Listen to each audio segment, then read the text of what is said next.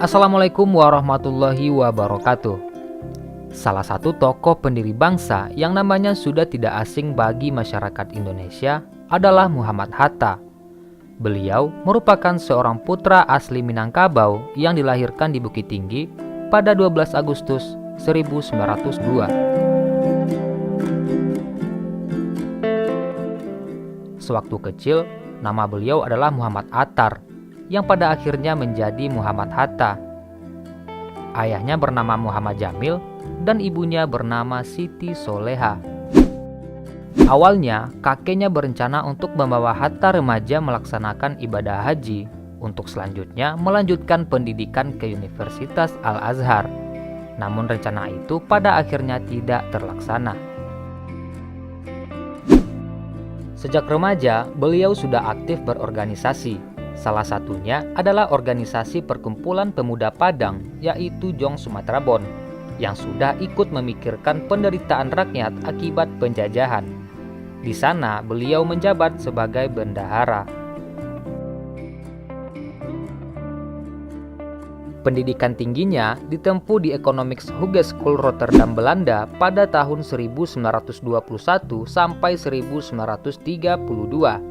Hatta juga sangat fasih berbahasa Belanda, Inggris, Jerman, dan Prancis. Dengan kefasihannya itu, beliau mewakili Indonesia untuk mengikuti Kongres Demokrasi Internasional di Prancis pada tahun 1926.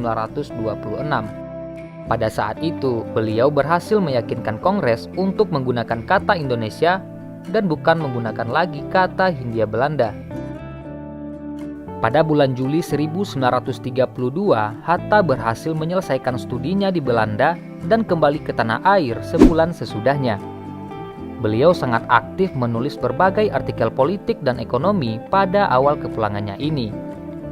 Tercatat pula tulisannya di Daulat Rakyat yang berjudul Soekarno Ditahan, Tragedi Soekarno, dan Sikap Pemimpin yang dihasilkan atas reaksinya terhadap penahanan Soekarno yang pada akhirnya dibuang ke ND pada tahun 1934.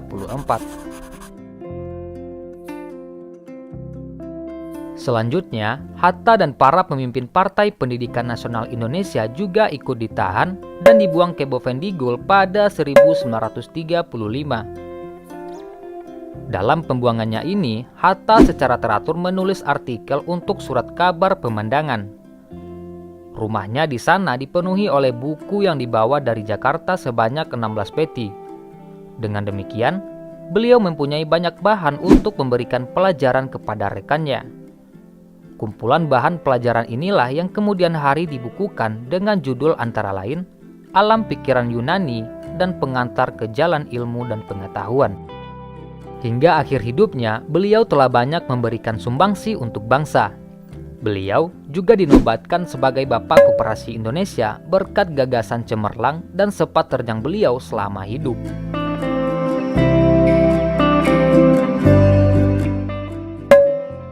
Pada 14 Maret 1980, beliau meninggal dunia dan lebih memilih dimakamkan di Taman Pemakaman Umum Tanah Kusir, Jakarta Selatan.